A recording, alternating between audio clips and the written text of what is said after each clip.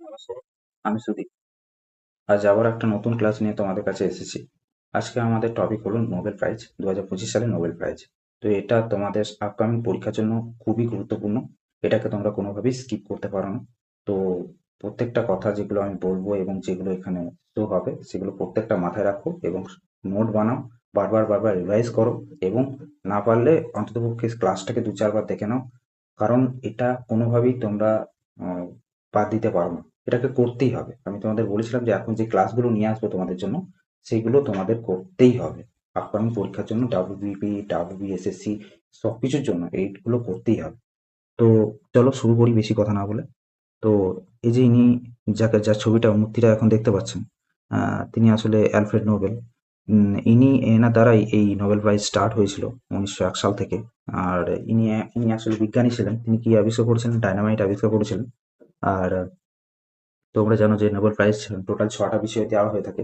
Actually প্রথমে 1901 সাল থেকে কিন্তু 6টা বিষয়ে দেওয়া হয় না। 1901 সাল থেকে দেওয়া হয়েছিল মেডিসিন মানে ফিজিওলজি যেটাকে বলা হয়, ফিজিক্স, কেমিস্ট্রি আর পিস এবং লিটারেচার, এই 5টা বিষয়ে দেওয়া হতো। বাট পরবর্তীকালে উনিশশো উনিশশো ঊনসত্তর সালে আর একটা বিষয় থেকে দেওয়া হয়, সেটা হচ্ছে ইকোনমিক্সে। ঠিক আছে, ইকোনমিক্সে দেওয়া হতে শুরু করে দেয়। তোমরা জানো সুইডেন থেকে দেওয়া হয়ে থাকে। যে টাকাটা দেওয়া হয় সেটা অ্যাকচুয়ালি সুইডিশ ক্রোন হয়ে থাকে, ওখানকার প্রায় কারেন্সি যেটা। আর চলো দেখি এই বছরে কারা কারা পেয়েছে নোবেল প্রাইজ 2025। নোবেল প্রাইজ 2025 আমরা পড়বো এখন। প্রথমেই রয়েছে দেখো পদার্থবিদ্যায় নোবেল। পদার্থবিদ্যায় কারা কারা নোবেল পেয়েছে সেটা আজকে দেখব, এখন দেখব। তো পদার্থবিদ্যায় পেয়েছে জন ক্লার্ক, মিশেল এইচ ডেভারেট, জন এম মার্টিনেজ, এরা তিনজনে পেয়েছে। তো দেখো এই যে এই তিনজনে তো পেয়েছে, এরা কোন বিষয়ের উপরে পেয়েছে বলছে? একটি বৈদ্যুতিক, এখানে লেখা আছে দেখো, প্রত্যেকটা সমান দেখো, প্রত্যেকেই একটি বিষয়ের উপরে পেয়েছে। তো বিষয়টি কি? একটি বৈদ্যুতিক সার্কিটে মাইক্রোস্কোপিক কোয়ান্টাম মেকানিক্যাল টানেলিং এবং শক্তি পরিমাপ আবিষ্কারের জন্য এরা তিনজনে 2025 সালের পদার্থবিদ্যায় নোবেল প্রাইজ পেয়েছেন। জন ক্লার্ক, মিশেল এইচ ডেভারেট এবং জন এম মার্টিনেজ।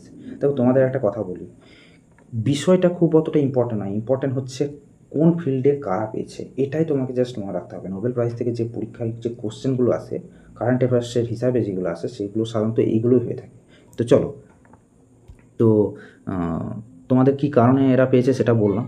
তো একটা কিছু কিছু না তোমরা নিজেরা নিজের মধ্যে নিমোনিক্স তৈরি করে রেখে দেবে, নিজেরা বানাবে, কোনো অন্য কোনো ইউটিউব চ্যানেল থেকে বা কিছু থেকে এটা মানে কারো শুনে মুখস্থ করতে চাও না, তুমি নিজে বানাও। যেটাকে এমন কোনো একটা স্টোরি বানাও, ফানি হোক সেটা, আমি তো বেশি বলবো যেন সেটা ফানি হয়। তো সে এমন করে বানাও যেন তোমার মনে থাকে, যে কানেক্ট করে নিতে পারো যে পদার্থবিদ্যা এলেই যেন এই তিনটে যেন অটোমেটিক তোমার মাথায় চলে আসে। এবারে তোমাকে এটা নয় যে পুরো নামটাকে মনে রাখতে হবে, তুমি সেই নামের মধ্যে কোনো একটা জাস্ট ওয়ার্ড ক্লু যদি পেয়ে যাও যে হ্যাঁ এটা হবে, তাহলেই তুমি ঠিক করে আসতে পারবে। তো দেখো, জন ক্লার্ক, মিশেল এইচ ডেভারেট, জন এম মার্টিনেজ। তো দেখো তুমি একটা জিনিস এখানে দেখতে পাচ্ছ যে পদার্থবিদ্যায় দুজনেই কিন্তু জন জন রয়েছে। এখানেও জন রয়েছে, জন ক্লার্ক এবং জন এম মার্টিনেজ। দেখো জন দুটোতেই রয়েছে। আর একটা তোমরা মনে রাখবে, ডেভারেট, জন ডেভারেট। দেখো জন, দুটো জন রয়েছে এবং একটা ডেভারেট রয়েছে, এটা মনে রাখতে পারবে, এটাতে সুবিধা হবে তোমাদের যে হ্যাঁ জন থাকলেই সেটা পদার্থবিদ্যা হবে। তো দেখো পরবর্তী দেখো রসায়নে নোবেল প্রাইজ পেয়েছে কারা সেটা একবার দেখব। Susumu Kitagawa, Richard Robson, Omar M Yaghi, এই তিনজনে পেয়েছে। কোন বিষয়ের উপরে পেয়েছে? বিষয়ের উপরে পেয়েছে, বিষয়টা হলো ধাতু জৈব কাঠামোর উন্নয়নের জন্য। ধাতু জৈব কাঠামোর উন্নয়নের জন্য এরা পেয়েছে। ঠিক আছে, তো দেখো রসায়নে পেয়েছে, কে কে পেয়েছে? সুসুমো, রিচার্ড এবং ওমার এম ইয়াকি। তো এটাকে কীভাবে মনে রাখবে? যে কোনো একটা, যে যেমন ধরো আমি যদি বলি ওম এবং রবি, ওম এবং রবি রসায়নের মানে কেমিস্ট্রি ক্লাস বাঙ্ক করে সুসু করতে গেছে। তো এইরকম যেমন তোমরা ইচ্ছা হয় যেমন খুশি একটা ফানি একটা বানিয়ে নেবে। দেখো 2025 সালে চিকিৎসা বিজ্ঞানে নোবেল কারা কারা পেয়েছে সেটা এবার দেখবো। চিকিৎসা বিজ্ঞানে, চিকিৎসা বিজ্ঞানে দেখো মেরি ই ব্রুনকো পেয়েছে, ফ্রেড র্যামস ডেল পেয়েছে এবং সিমন সাকাগুচি পেয়েছে। এরা তিনজনে পেয়েছে কি? চিকিৎসা বিজ্ঞানে নোবেল প্রাইজ। চিকিৎসা বিজ্ঞান বা মেডিসিন বা ফিজিওলজি তিনটেই এক কথা। তো এরা কিসের জন্য পেয়েছে? পেরিফারাল ইমিউন টলারেন্স সম্পর্কিত তাদের আবিষ্কারের জন্য তারা পেয়েছেন। নামটা কী করে মনে রাখবে? দেখো, মেরি বলে কোনো একজন ডাক্তার, সে ডেলের ল্যাপটপ এবং গুচির ব্যাগ নিয়ে হসপিটালে যাচ্ছেন। যেমন তোমরা আলাদা কিছু বলতেই পারো, ডেল, তোমরা জানো ডেলের ল্যাপটপ হয় খুব ফেমাস, গুচি ব্যাগ খুবই ফেমাস। তো মেরি একজন ডাক্তার, সে কী করছে, ডেলের ল্যাপটপ এবং গুচির ব্যাগ নিয়ে কোথায় যাচ্ছেন? হসপিটালে যাচ্ছেন, কারণ তিনি একজন ডাক্তার, তো হসপিটালে যাবেন, তো চিকিৎসা করতে যাচ্ছেন তিনি। তো এটা মাথায় রেখো। তারপর আর দেখো, এখানে দেখো রয়েছে সাহিত্যে নোবেল প্রাইজ। সাহিত্যে নোবেল প্রাইজ কে পেয়েছেন? দেখো, সাহিত্যে নোবেল প্রাইজ পেয়েছেন লাসজোলো ক্রাসনা হোরকাই। ইনি পেয়েছেন লিটারেচারে নোবেল প্রাইজ পেয়েছেন। সাহিত্য মানে লিটারেচার। দেখো, এটাকে কী করে মনে রাখবে? লিটারেচারে পেয়েছে কে? লাসজোলো। লিটারেচারে কে পেয়েছে? লাসজোলো। দুটোই দেখো এল, তো এটাতে মনে রাখতে সুবিধা তোমার কাছে। লাসজোলো ক্রাসনা হোরকাই হচ্ছে লিটারেচার বা সাহিত্যে নোবেল প্রাইজ পেয়েছেন। ঠিক আছে? তো পরবর্তীতে দেখো, পরবর্তীতে আছে, ইনি একজন ইউরোপীয় লেখক। তারপর দেখো, নোবেল শান্তি পুরস্কার পিস যেটা নোবেল পিস প্রাইজ যেটাকে বলা হয়ে থাকে, সেই নোবেল শান্তি পুরস্কার পেয়েছেন কে? নোবেল শান্তি পুরস্কার পেয়েছেন মারিয়া করিনা মাচাদো। ইনি একজন ভেনেজুয়েলার অধিবাসী। তিনি ভেনেজুয়েলার জনগণের গণতান্ত্রিক অধিকার প্রতিষ্ঠায় তার অক্লান্ত পরিশ্রম এবং একনায়কতন্ত্র থেকে গণতন্ত্রের ন্যায়সঙ্গত ও শান্তিপূর্ণ রূপান্তর অর্জনের জন্য যে সংগ্রামের জন্য তিনি এই নোবেল পিস প্রাইজ তিনি পেয়েছেন। কী নাম তার? মারিয়া করিনা মাচাদো। ইনি পেয়েছেন শান্তিতে, আর ইনি শোর মাচানোর কথা বলছেন। তো এইভাবে তোমরা একটু রিলেট করতে পারো। শোর মাচানা মতলব কি? উদঙ্গল করা। আর সেখানে তিনি পুরস্কারটা কিসে পেয়েছেন? তিনি পুরস্কারটা পেয়েছেন শান্তি প্রতিষ্ঠার ক্ষেত্রে। তো এটা পুরো অপোজিট। তো এটাতেও মাথার মধ্যে রাখা এটা খুব অতটা কঠিন ব্যাপার তোমাদের কাছে হবে না। এবার আমরা দেখব ইকোনমিক্সে 2025-এ কারা নোবেল পেয়েছে। অ্যাকচুয়ালি একটা কথা এখানে বলার আছে, এই যে ইকোনমিক্সের উপরে যে নোবেলটা দেওয়া হয় না, যেটা 1969 সাল থেকে চালু হয়েছে, সেটাকে আসলে নোবেল প্রাইজ বলা হয় না ঠিক। এটাকে বলা হয় সেভেরিগেস রিস্ক ব্যাংক পুরস্কার। ঠিক আছে? এটাকে এই পুরস্কার নামে অভিহিত করা হয় এটা অ্যাকচুয়ালি, কিন্তু তা না বলে আমরা ইকোনমিক্সের নোবেল প্রাইজই বলে থাকি সাধারণত। তো দেখব কারা ইকোনমিক্সে পেয়েছে। ইকোনমিক্সে পেয়েছে জোয়েল মোকরি, ফিলিপ অ্যাগিয়ন এবং পিটার হাউইট। জোয়েল মোকরি, ফিলিপ এবং পিটার। দেখো, এই যে ইকোনমিক্সে কীভাবে এটাকে মনে রাখবে সেটা বলে দিই প্রথমে। দেখো, ফিলিপ বানানে প্রথমে পি আছে, পিটার বানানেও প্রথমে পি আছে। তোমরা রিলেট করতে পারবে যে ইকোনমিক্সের সাথে সম্পর্কিত একটা।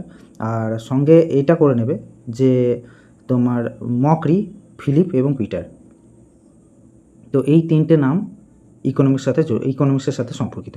তো এই তিনটে নাম তোমরা একটু ট্রিক বানিয়ে ভালো করে মনে রাখার চেষ্টা করবে। ঠিক আছে? তো এবারে দেখবো আমরা যে এরা কিসের জন্য পেয়েছিল। এরা পেয়েছিল সৃজনশীল ধ্বংসের মাধ্যমে টেকসই বৃদ্ধির তত্ত্বের জন্য।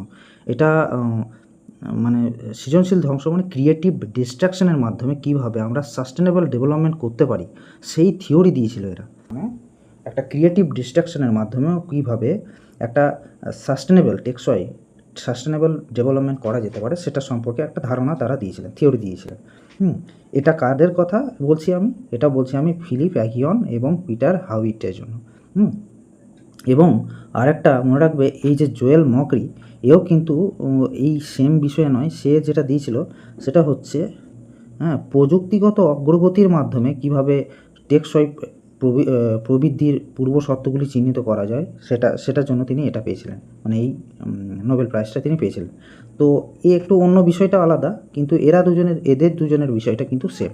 তো এটা মনে রেখো যে জোয়েল মকরি, ফিলিপ অ্যাগিয়ন এবং পিটার হাবিট এরা কিন্তু কিসে পেয়েছিল? ইকোনমিক্সে পেয়েছিল। তো এইগুলো কিন্তু এই বছরের জন্য আমাদের সমস্ত পরীক্ষার জন্য কিন্তু ইম্পর্ট্যান্ট। এবার আমরা দেখে নেব এর উপরে কিছু এমসিকিউ কোশ্চেন। তো তোমরা দেখো যে তোমরা এগুলো সলভ করতে পারছো কিনা। তো দেখো ফার্স্ট কোশ্চেন কি রয়েছে, 2025 সালের নোবেল পুরস্কার কে পেয়েছেন? 2025 সালের নোবেল পুরস্কার পদার্থবিজ্ঞানে কে পেয়েছেন?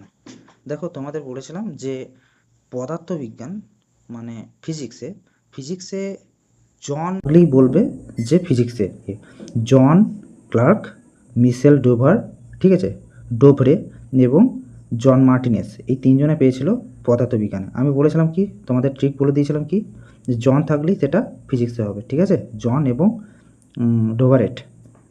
এরপর চলো পরবর্তী কোশ্চেন,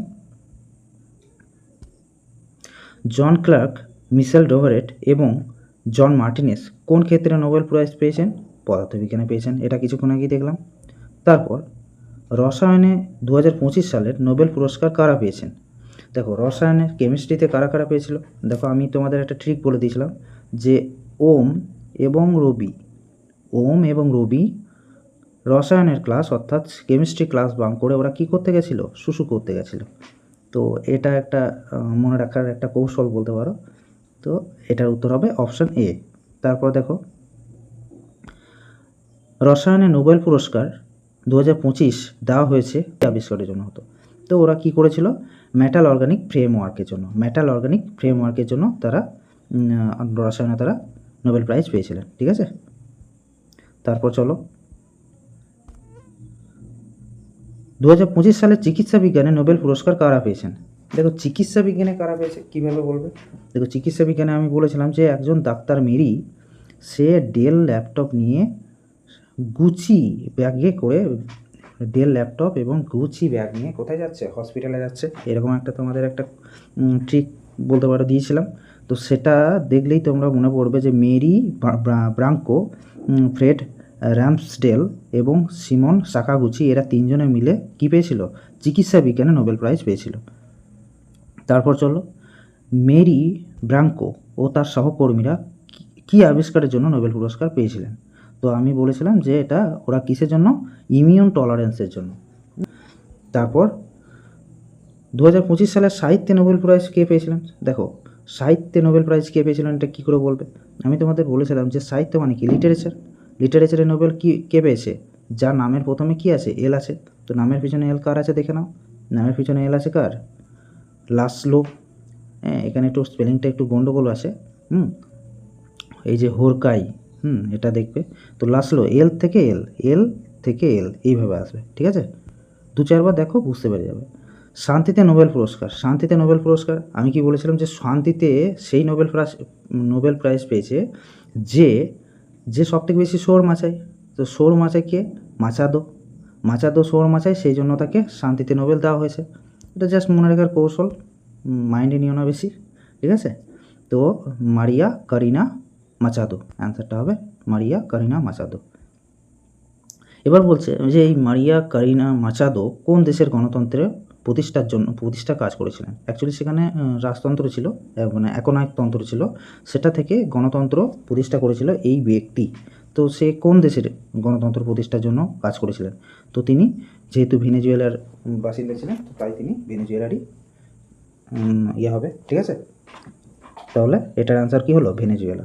মারিয়া কারিনা মাচাদো কোন দেশের গণতন্ত্র প্রতিষ্ঠার জন্য কাজ করেছিলেন? ভেনেজুয়েলা।